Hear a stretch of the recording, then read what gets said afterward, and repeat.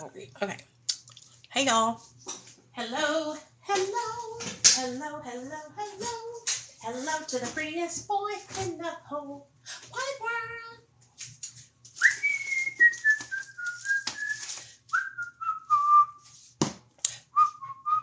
Hey, guys.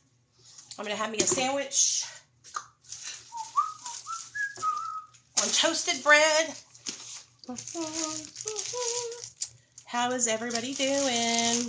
Hey, what's up, Rox? How you doing, baby? What up?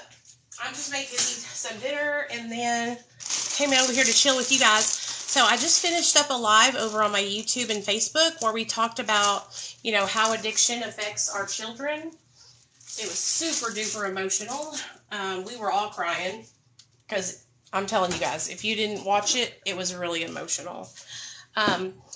Just recently, I have made a video, or I had posted a video on YouTube, and it kind of got a lot of views, like over 100,000 on YouTube is a lot. And I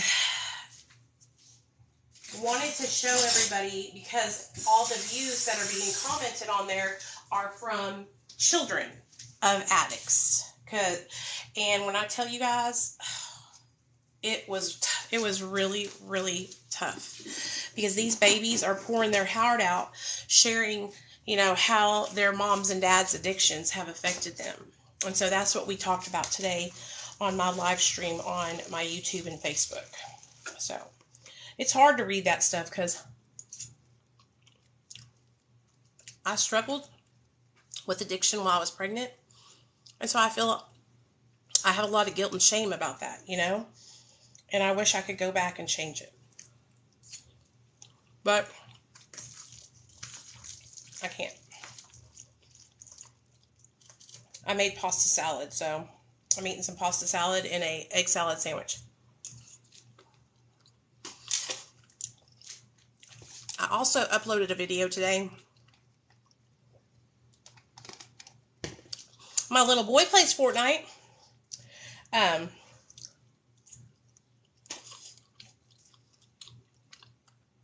Exactly. What was I saying? Oh, yeah. I uploaded a video today of a lady, or of a girl's testimony. So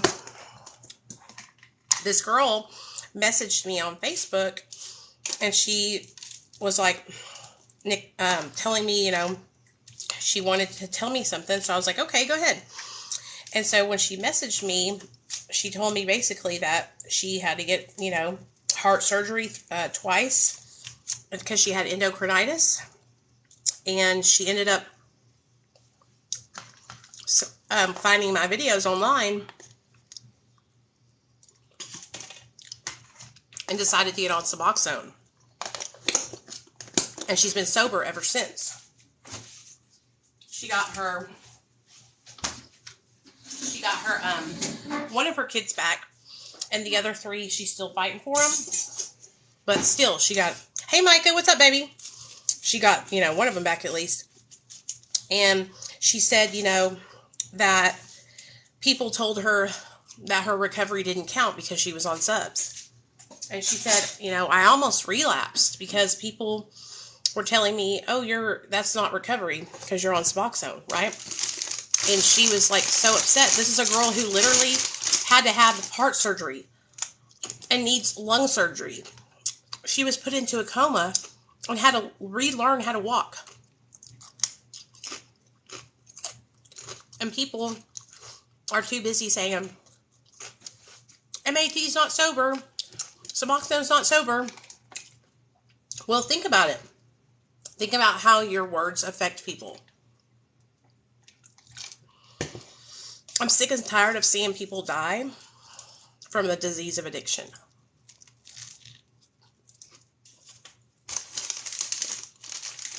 And that has a part in it. When you tell somebody you can't celebrate being sober because you're on Suboxone, that's wrong.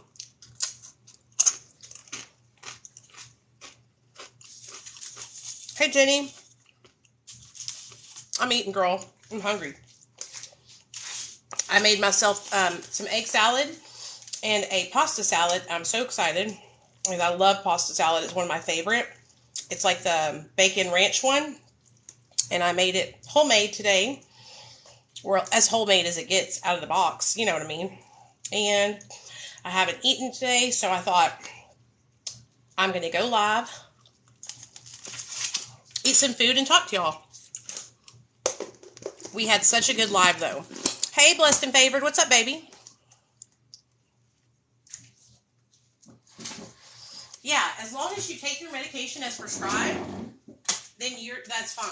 You know what I'm saying? Because here's the thing.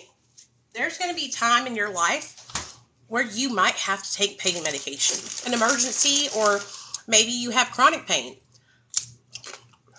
If you have chronic pain and you're prescribed your pain medication and you take it as prescribed, there's nothing wrong with that. Don't listen to these people who,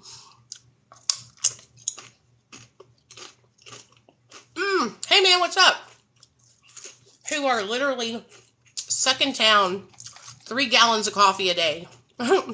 You know, if you have chronic pain and you need to take pain medication and you take it as prescribed, that's fine. You don't have to, you're not using drugs. You know, if you're abusing it, that's different, you know? But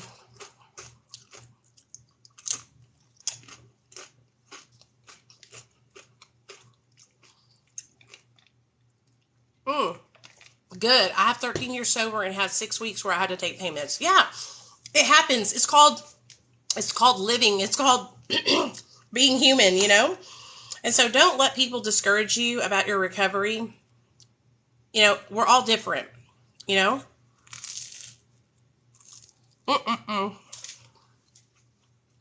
Yeah. Well, you know, one day you'll get to a point where you can take medication as prescribed. I know AA and NA tell y'all otherwise, but you can get to a point where you can take medication as prescribed. I'm there. I can take my medication as prescribed, and I don't want to go out and get high. I can have a glass of wine at dinner, and I don't want to go jump off of a bridge. You know, like, I don't want to get high anymore because I love my life today. And when you change your whole life and you're happy in your life, then you can do anything you put your mind to. It's when we fall back and we're not happy anymore and we're searching for something outside of ourselves. That's why we go out and get drunk or get fucked up. You know? Hold on, I gotta let my dog out. Hold on, baby. Hey, baby. Good girl. But they don't want you to know that. They don't want you to think that you can be normal again, because by you not being normal, you're staying in all these programs, you know?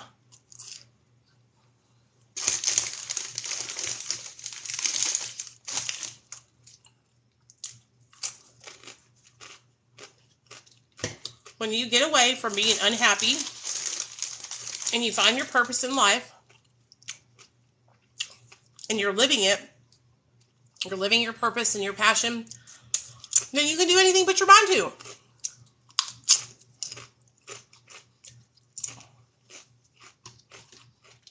But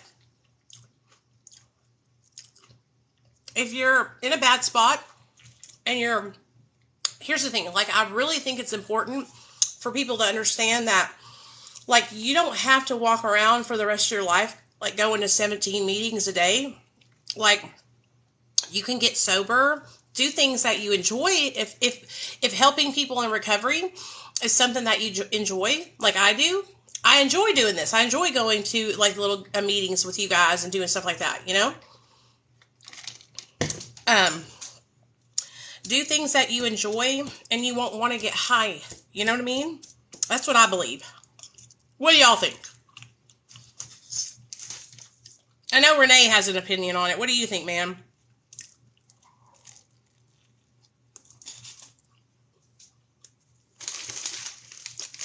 I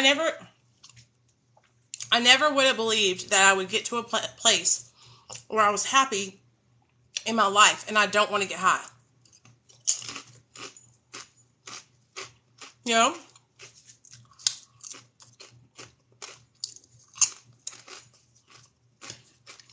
I'm happy where I'm at. I love my life today.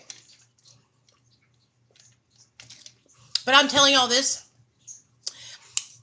It took me every bit of 7 years to get to where I'm at today. If you had told me 7 years ago that like I would not be afraid to go out with my friends that were drinking, I would say no, I'm never stepping foot in that place.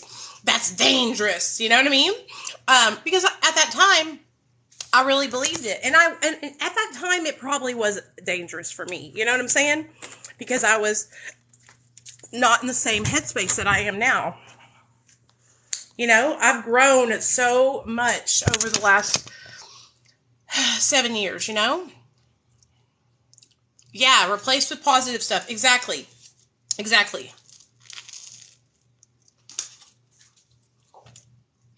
Now,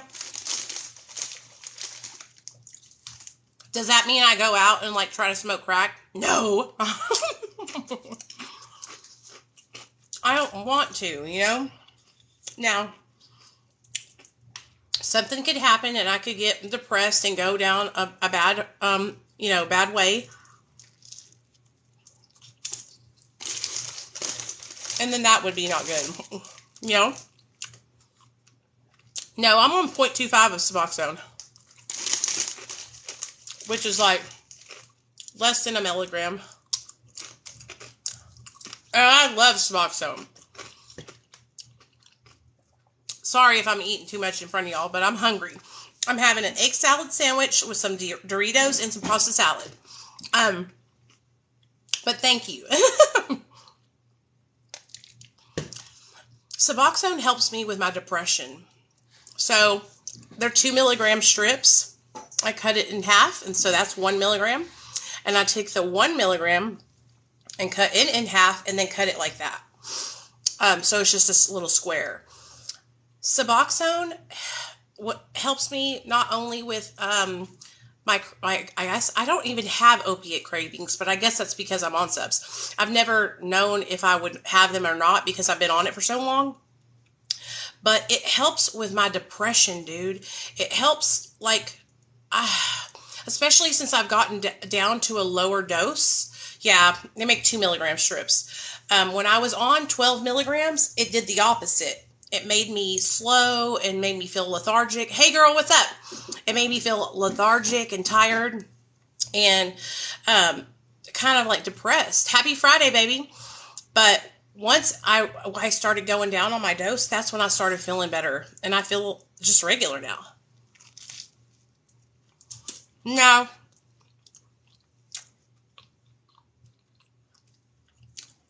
I might get off Suboxone when my son gets a little older. I want him to be able to take care of himself when I do that.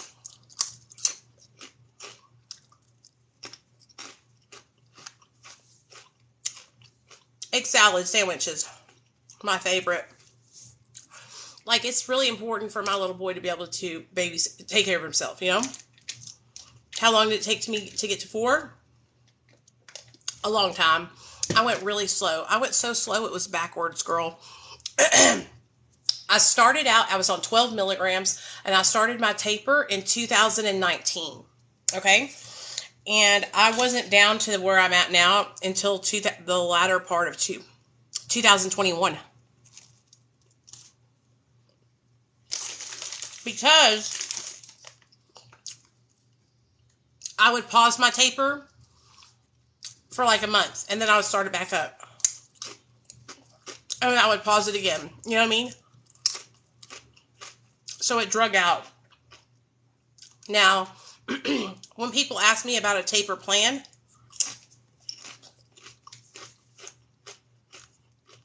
I always suggest that you stay.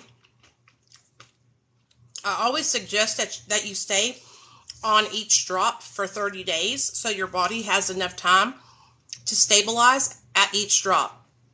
Because what I've noticed is that a lot of people will try to drop like weekly and then at the end, but it took me like 2 years to get to that amount. And it, like, don't get me wrong, like when I cut it, it might be 0.35 or, you know what I'm saying? But I try to get it the same.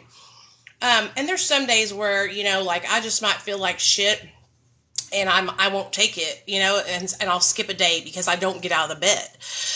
I take my medicine if I get up. You know what I mean? If I'm not getting up and I'm sleeping or I'm not feeling good, I don't take it. And I haven't had any problems, but I've been on it for a long time, you guys, 7 years. So, what I noticed is that a lot of people were going down really quickly, like they were going down weekly. Okay. And then at the end, when they jumped off, they were like fucking hurting bad. And so I started thinking about it and I thought, well, maybe because they're going down so quickly, their body is now like catching up to itself. You know what I'm saying? And so maybe that's why they're feeling so bad now. So I always say drop low every 30 days. If you're on 12 milligrams, you can start taking away 2 milligrams until you get down to 6 or 4 milligrams. Then only start taking away 1 milligram. Once you get down to 2 milligrams, then only take away 0.5, half of a milligram. So that way you go real slow. And you'll be fine. I promise you. I had no problems. The only time I really felt it was when I got down to the 2 milligram mark and I was going down underneath that. But it wasn't bad. It was just like I knew that I wasn't taking as much. And that's the thing. It's like people struggle. It's like a mind game. And that's what I realized. A lot of it was me and my mind being so obsessed with it was like, oh, I'm not taking 10 milligrams anymore. I'm going to feel like shit. And my mind would make me feel like shit. You know what I mean? And so I say, don't rush. Take your time. Who are you racing? Nobody. You don't have to beat nobody. The only person you're in competition with is yourself. One guy said to me, how can you tell people what to do when you haven't gotten off of it? Because I've gotten off of it and fucked up. That's why I can tell people not to do the shit I did. You know? I'm just trying to help people not make the same mistakes I did. You know, I got off for 2 weeks. And I struggled. Because why? Because I rushed at the end of the taper. And I jumped off. But I'm telling you, listen to me, Renee. That 0.25 literally makes the difference with my depression. I stayed off of it for 2 weeks. And I was depressed. I was crying every day. And so I went to see my doctor. And he was like, what if you got back on the 0.25? Because I had been thinking about it the whole time. And I was like, I could try that. And so I did. And it was miraculous. Miraculous. My brain needs that little bit of opiate to produce dopamine so I can feel like a human. You know? And I believe that a lot of people who have been long-term opiate addicts, and I was a meth addict too, your brains, they're not ever going to get back to the way they used to be. And so taking a low dose of an opiate, you know, or if you're a meth addict, taking a low dose of like some Adderall or something like that as an MAT, I think it will change your life. But people are so closed-minded because of what 12 Steps has taught us, that abstinence is the only way. So these people go around struggling, trying to be abstinent for the rest of their life, and they're miserable.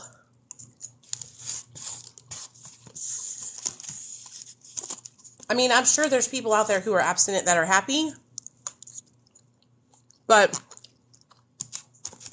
they're few and far between. At least in my experience, a lot of people are miserable. But they won't try anything else because they're ashamed. They're ashamed, you know?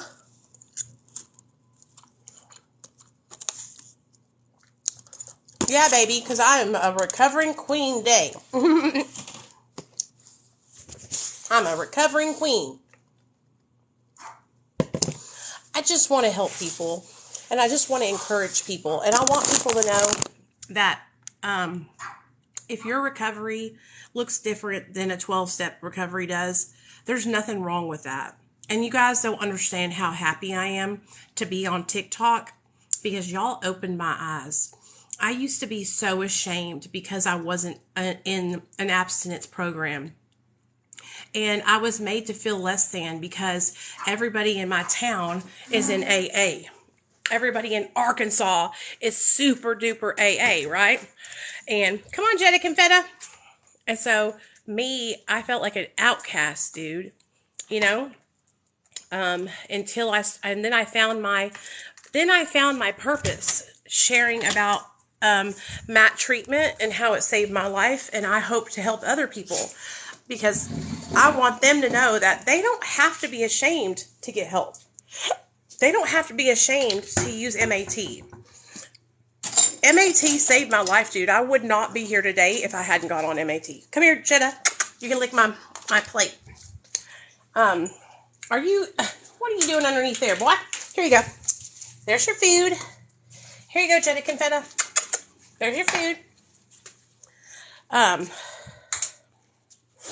Yeah, and listen to me. I'm not trying to, like, make anybody feel bad who's in the 12 steps. Please don't take it like that, you guys. Because I loved the 12 steps for a really long time. I loved working them. But the longer I stayed sober and the more people I met who were getting basically shamed by the people in these programs. I'm in Arkansas. And I was seeing these people hurt, right? I was seeing these people crying because they weren't being accepted by this group of people. And I was like, why do we want to be a part of that group anyway? You know what I mean? I don't want to be a part of a group of people that's going to alienate a whole fucking community. You know, there's a lot of us that are on MAT.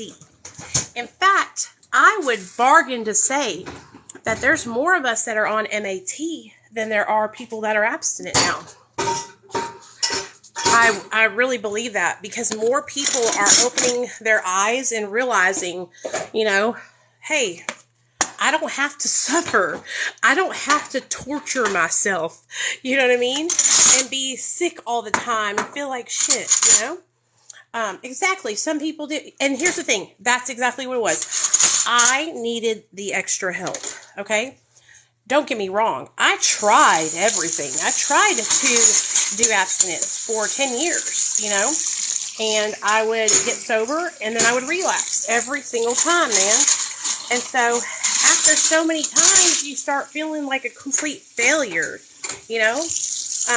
And you're looking at all your friends and you're like, how come they can do it? What's wrong with me? Why can't I get this? Hey, Shannon, what's up, girl?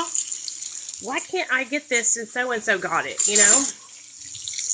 And then I started meeting people who were in the program, but they were like prescribed opiates or Xanax or something like that. But they were busy telling other people that they couldn't say they were in recovery. And I'm like, this is not right. You know, but as long as it wasn't alcohol, they were claiming their sobriety, which I agree with. As long as you're taking your medication as prescribed. But what I don't agree with is like shaming a whole group of people for being on MAT. You know what I mean? That's not cool. Hey, girl. Well, good. I'm glad you are talking about it. That's the first step. Talk about it. Why do you feel like relapsing? Talk it out, baby. Talk it out. And listen to me. I'm literally growing with you guys. Like, y'all are literally, that's what I try to explain to my Facebook people. Like, please do not treat me like I am like some guru or something. I am literally growing with you guys. I am learning about what I believe in and what I support right in front of you guys. My beliefs have changed in the last couple of years, and I'm doing it with y'all, you know? So please don't think that I'm not trying to know anything or be a know-it-all or tell anybody anything. I'm just trying to help people and learn about things that I've learned that help me stay sober, and then I'm passing them on to y'all, you know? Just tell yourself it's not worth it.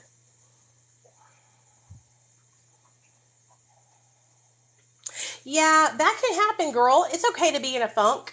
You know what always makes me feel good?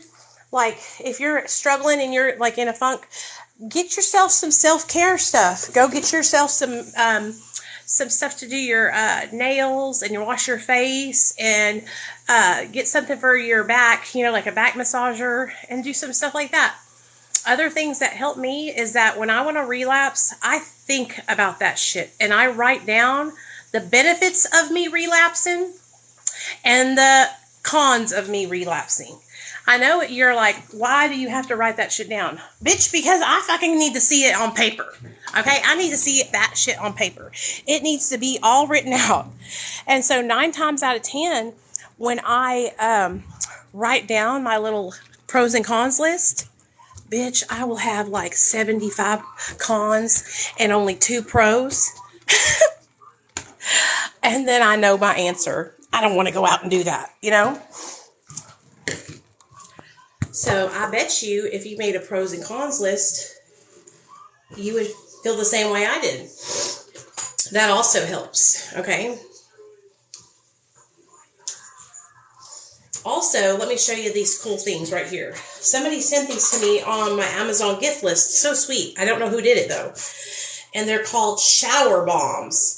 And you put them in the shower with you, and they make the shower smell so good. Get you some shower bombs. Or a bath bomb, and take a shower or a bath with that. We're about to do my skincare. So, you know, I'm fat and I struggle, you know, with my weight, and I'm open about that, and I share about that online. And I could beat myself up every day, you know, and be ashamed, but I'm not. Like, I've made such good progress in, like, not eating a lot. Like, today, that was what I ate, was that egg salad sandwich and pasta salad with some Doritos. That's it, you know? Yes, I am lucky. Now, if you had seen me when I was in active addiction, I was so tiny, you guys.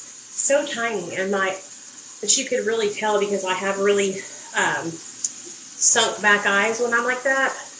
But I don't want to get like that. I just want to lose I've lost 27 pounds so far. I just want to lose another 30 pounds. And I would be so happy. So happy. And I would get my confidence back. But I love myself no matter what, because I've come so far. And you should too. You know what I'm saying? We are all beautiful in our own way, and I have to realize that too. You know, I could tell you guys every single day that you're beautiful, but if you don't believe it, you won't believe it. Oh, don't worry, Kelly. I did have a breakfast. I just don't like eat a lot during the day because I'm not really doing anything. I work from my computer, so I might snack, like have some peanut butter crackers or something like that. But I've really gotten on a good regimen where it's like helping my body because I don't feel bloated anymore. Like, you don't understand. I used to feel bloated all the time. And I'm not talking like at the bottom of my stomach. I'm talking like right here. And I just felt like there was something stuck there, you know? And so since I've been eating less, it has really, really been helping me a lot to feel better in my gut. Because unfortunately, you know, after I gave birth to my son, because I was like 200 something pounds when I gave birth to my son, I dropped my weight rather quickly, you know, but I gained weight back. Hey, Amber, good job. I'm proud of you. My dad said when I started gaining weight, I was 103. Oh, yeah, girl. I bet you look great, Maddie. That's okay. Yeah, anytime, girl. We got you. Well, Kelly, you're beautiful. You're blonde, aren't you? I remember your avatar from Facebook. I'm pretty sure you're a blonde. Blondie. A little blonde bombshell. Hey, Karen. What's up, girl? Well, I love helping people. I really do. That's what I was telling everybody earlier that I found my purpose. And now my purpose has actually turned into passion. And I really enjoy doing this. I wouldn't do it if I didn't enjoy it. You know what I mean? I love going live. I love talking with you guys. I love talking about recovery. I love sharing with you guys. You know, even though, you know, a lot of the stuff I share is, you know, sad and, you know, about, you know, drugs and my son and all that kind of stuff, it helps me. It really helps me. And I'm grateful to be able to do that. That is a vitamin C serum. It's called Glow Baby Booster Serum, Glycolic Acid and Vitamin C. It's by Pacifica. But,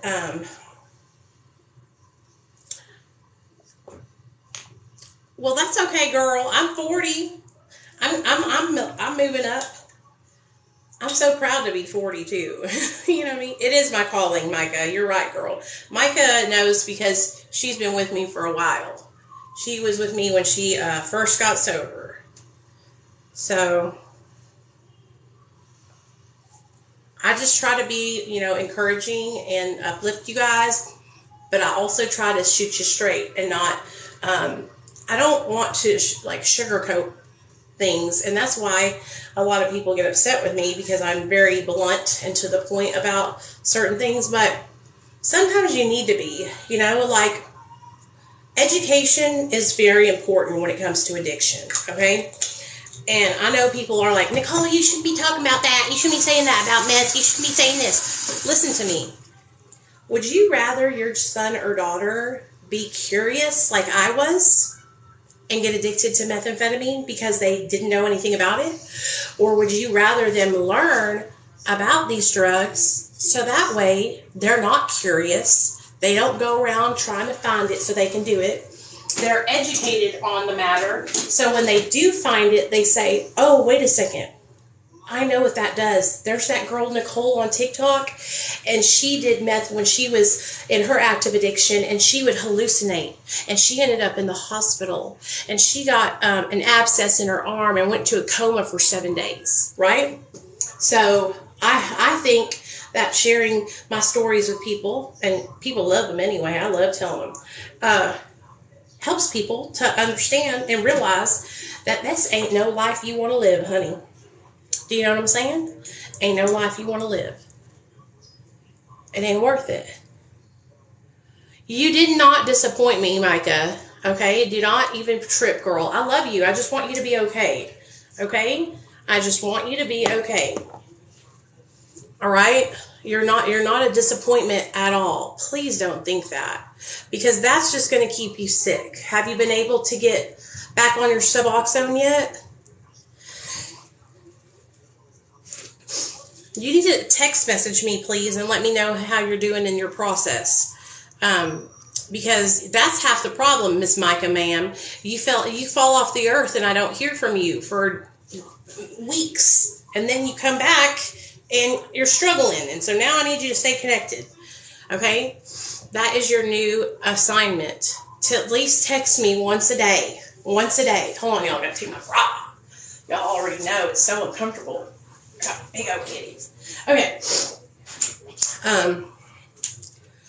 Text me once a day so that way I know that you're okay. It helps me to be able to rest at night, and it'll also help you because, we'll talk and stuff. So tomorrow I have to go get my contacts. So me and Nate are going to wake up early in the morning, and I'm thinking about, y'all will go with us. I'm thinking about like going down to the splash pad or something like that to let Nate like play, in the water before it gets cold again.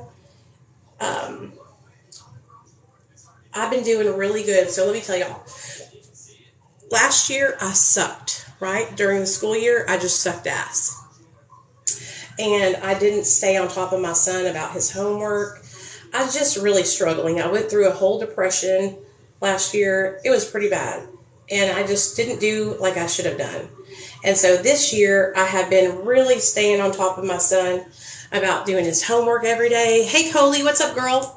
About doing his homework every day. And guess what, you guys? Guess what? Today he had his test and he made 100 on it. 100 on it. Amanda, we're on Matt too, girl. We're all on Matt here. You ain't got to be. You ain't got to say, but I'm on Matt. You're in recovery.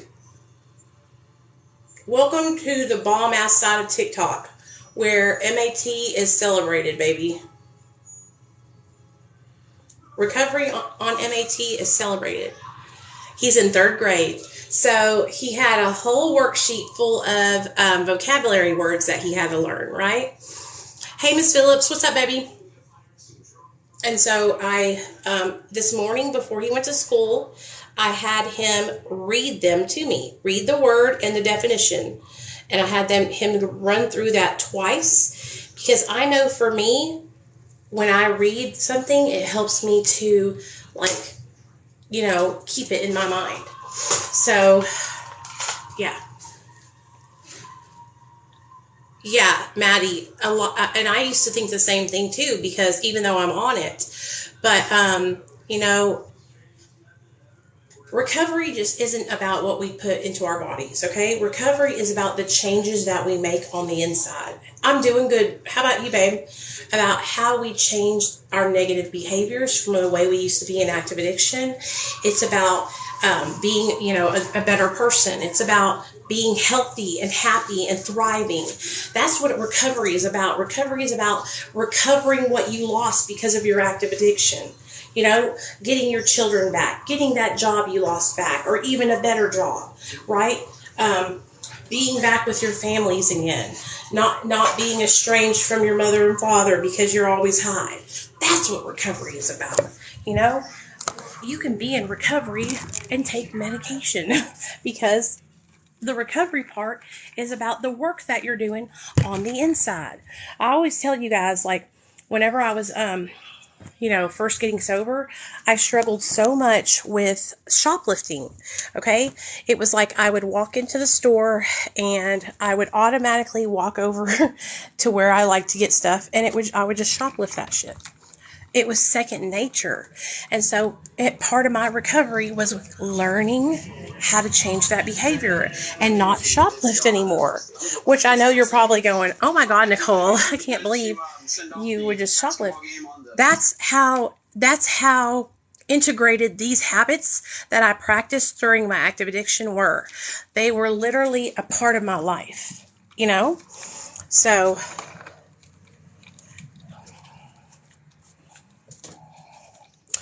he did. Well, honey, what state are y'all in, Maddie? I can help you. There's telemedicine for MAT. You know that, right? He could do recoverydelivered.com. He could do quick work at health. There's all kinds. Hold on, y'all. I have to change my shirt into my pajama shirt.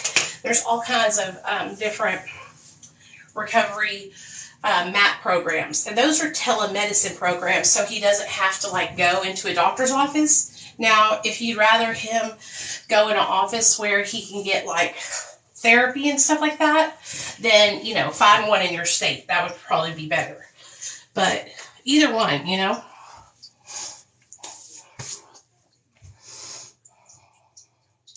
Exactly. Being a productive member of society.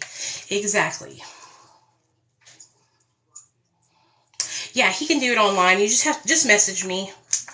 You're the same Maddie from my Facebook, right? There was 2 of y'all, I think, now. If you want to get on MAT, just message me. I'll help you.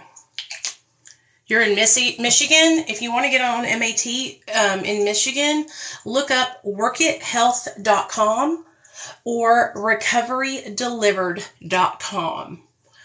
Workit Health, Workit, WORKIT, health.com or recoverydelivered.com.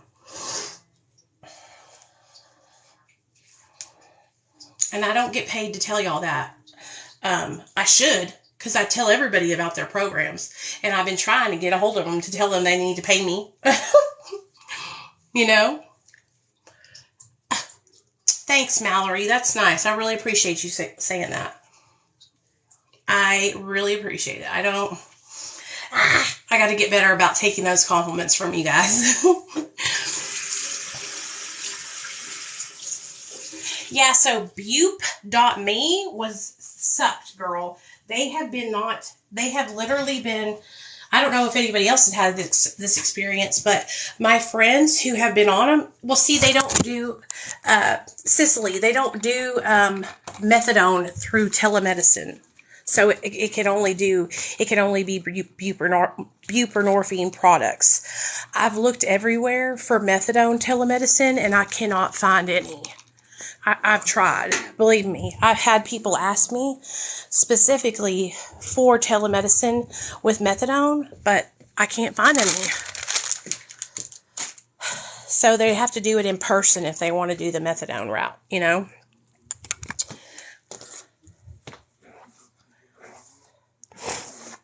Hey, you're welcome, girl, anytime. Yeah, if you want to do methadone, you have to do it in person at the clinic in your area.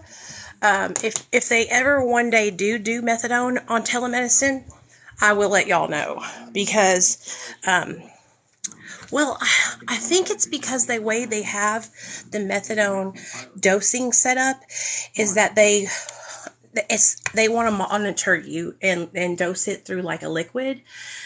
If they just would prescribe it like they do, like pills, because there's methadone pills. Like, I imagine it could be a lot easier. You know what I mean? Is Suboxone is controlled too? A C11 or whatever that is that being controlled substance too? Yeah, you come in all month until you're allowed your take homes. Exactly.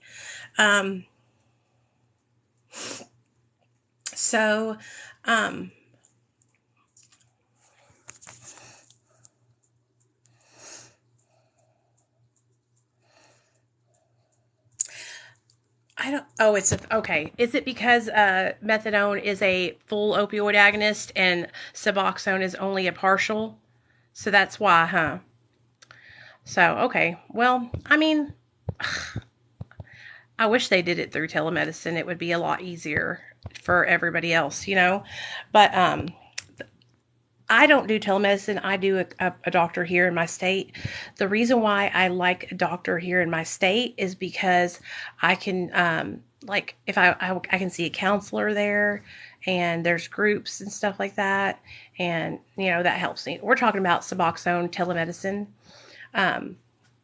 But, you know, if you get into a telehealth group, you guys, and you want to have support, like a support group, all you have to do is go to MERA, which is Medication Assisted Recovery Anonymous, and it is a literal recovery meeting for people who are on MAT. And they are also a huge supporter of harm reduction. So if you're somebody who is still using and you're trying to, you know, step down and taper off, they support that. They support medical marijuana. It's a really fucking awesome meeting. And I talk about it over on Facebook a lot, but here it is. It's called MERA. And here's the website too.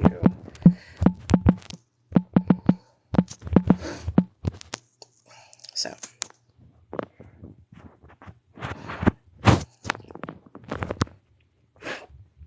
Yeah, yeah.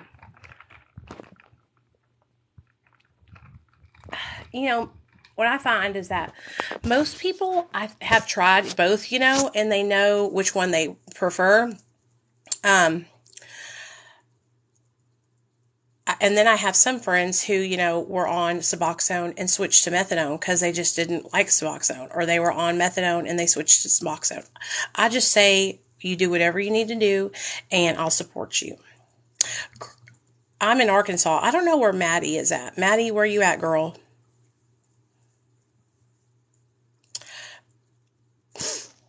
Maddie, if you can't get a ride to get your meds, do you have insurance? Because I think they provide rides when you have insurance or Medicaid or something like that. Oh, girl, Maddie's in the country. Are you on Suboxone, Maddie, or a methadone? Hey, Tiffany, what's up, girl?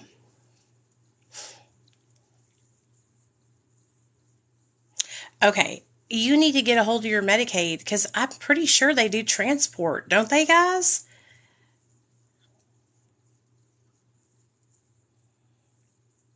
Yeah.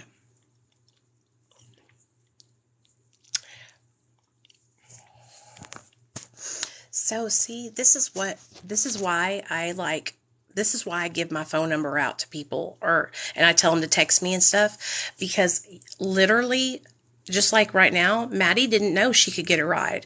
And that's the thing. Like, a lot of people, they just don't know where to start. They just don't know how to advocate for themselves. Do you know what I'm saying? And so 9 times out of 10, it's an easy fix.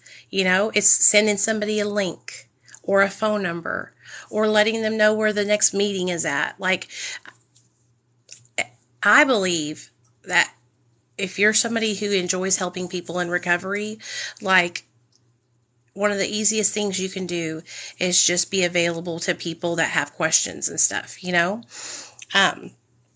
So I'm about to go and I'm going to watch some of I'm going to watch the, I Survived series on YouTube. Do y'all love that? Yeah, if you're in a big city. Oh, that's Sonia. I was about to say, Sonia, I got you. Um, thanks, Miss Phillips. So are you. I'm going to go watch the series I Survived, but I will be live tomorrow, you guys, over on my Facebook page. Now, tomorrow morning, I'll be live here because we're going to do makeup. So I'll probably be live here about 10:30 a.m. Central Standard Time. We'll do our makeup. Then me and Nate will go get my contacts, run a couple errands. Then I'll come back, get my computer set up, and I will be over on Facebook Live by like 5:30 p.m. Central. So if y'all like hanging out with me on live streams, I'll see you in the morning here at 10:30 a.m. Central. Love you too, Jenny. And then I'll see you tomorrow night at 5:30 p.m. Central on Facebook and YouTube. Okay? And for those of you guys that missed the live tonight, it's uploaded on my YouTube channel. It was great. Like, if you were not live on Facebook, you need to go watch it on YouTube. You will cry. We talked about the way addiction affects our children. And for those of you guys that don't know, I put up a video the other day and it went semi-viral on YouTube. And it's got over 500 comments from children under the age of 18 sharing about their mothers and fathers' addictions. And so today I went live and I shared anonymously these kids' stories that they commented. And you could ask everybody. We were all crying, all of us. And it really gives you a direct look at how addiction affects children from their mouth, from their point of view. I'm serious, go watch it. It's titled, How Addiction Affects Children. So bring a tissue because you will bawl your eyes out, okay? Anything for anyone who is tapering off Matt, like information we should know. So Jojo, online there is a video. Type in how to how to cut Suboxone strips. And there's a video by my friend Kevin, and it is so good. Okay. He literally shows you how to cut the little pieces into like 1/32. And if you're on Suboxone, that could be helpful. And then there's like a bunch of videos on YouTube. Just type in tapering and then what you're tapering off of. And then just go slow and take your time. Make sure you have plenty of support. The hardest part is going to be at the end. Some that stood out. One that stood out was, I think it was a little boy, and he said that his dad was an alcoholic and extremely abusive, and that his dad punched his mother in the face right in front of them, in front of him and his little sister. And they said, my mom finally called the police and we left, and now my dad's still drinking alcohol. Even though I hate my dad because what he did to my mom, he's still my dad, and I miss him so much, and I love him. And then there was another one that says, my mom gets drunk all the time, and she yells at me and hits me and tells me what a disappointment I am. Oh, is that methadone, Joe? Then ask your clinic if they will do a blind taper. Have you ever heard of that? A blind taper. A blind taper is where your clinic takes away milligrams without you knowing how much it is, and it takes away the psychological part that fucks with you, your mind, you know? So that would really be beneficial if you could blind taper. But yeah, you just got to go watch it, y'all. It's really hard to, it's really, really hard to watch. Oh, they won't because you're on take-homes? Well, damn. Well, you know what? Once you get a little bit lower, like around the 20 milligram mark, maybe you could go to like dosing there so that way you could do the blind part, you know? But Sonia, she's tapering. So she's in the chat right now. She's talking to you. You guys should get with each other because Sonia's been doing really, really good on her taper. And she'll help you, okay? But I'm going to jump off here, okay, guys? I love you guys, and be good, and I'll see y'all tomorrow morning at 10:30 a.m. Central Standard Time. Good night.